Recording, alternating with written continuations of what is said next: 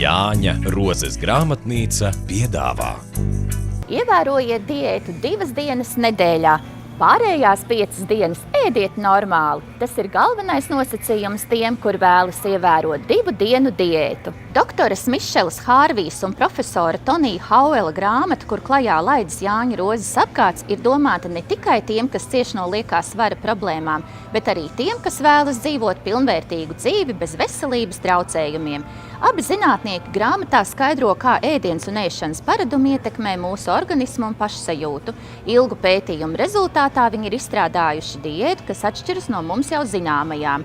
Grāmatas autori lasītājiem draudzīgi un saprotami izstāsta 2 dienu diētas būtību, paskaidro, kā nodrošināt šīs diētas efektivitāti un atgādina, cik svarīgi ir kļūt fiziski aktīvam un saglabāt slaidumu. Šo un vēl citas grāmatas meklējiet visās Jāņa Rozes grāmatnīcās.